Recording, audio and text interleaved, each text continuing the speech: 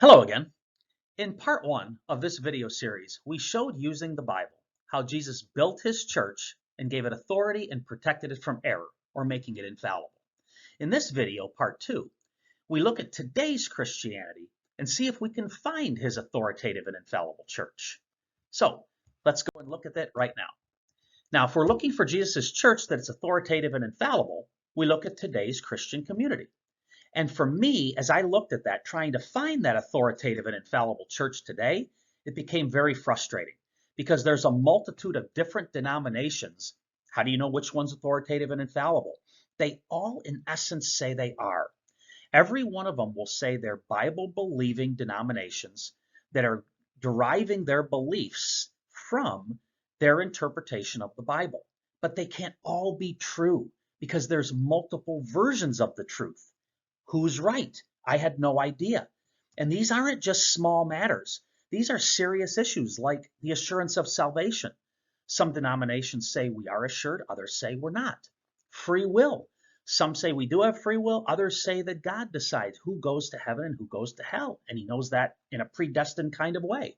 Some say we have it's necessary a baptism for salvation, others say not. And so I started thinking these beliefs can't be both true and false at the same time. The classic one is Mary can't be both ever virgin and not ever virgin. Someone is right, someone is wrong. And amongst Christianity, therefore, as a whole, some believe in falsehood.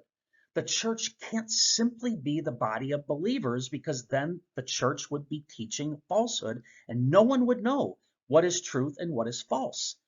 And if we believe that Satan is the father of lies, I thought to myself, well, how much Satan then should be accepted in his church? If the church is the body of believers, and I thought, no, it can't be.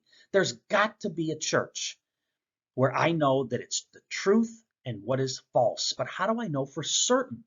Because right now, Christianity as an entire organization just seems like it's just a matter of uncertainty for me.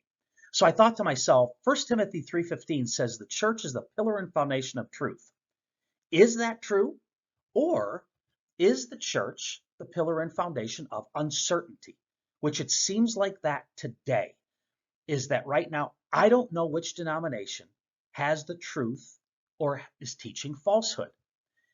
So I said it can't be the pillar and foundation of uncertainty. I'm going to believe in the Bible and that there is a church out there. It might be difficult to find, but there's a church out there that's the pillar and foundation of truth. And his church must be a beacon for the truth. All believers out there need to have the church be that beacon pointing for the truth. And so I thought in Matthew 5:14, Jesus very well said, you are the light of the world, speaking to his disciples, and I think his church as well. And so his church needs to be set on a mountain, and it can't be hidden. It needs to be a beacon for all to see.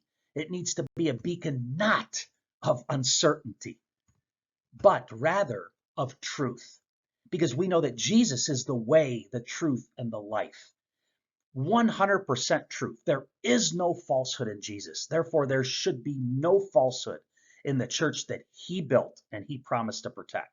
Because we know Jesus is the same yesterday, today, and forever. That means his truth is the same yesterday, today, and forever. That's the church I was looking for.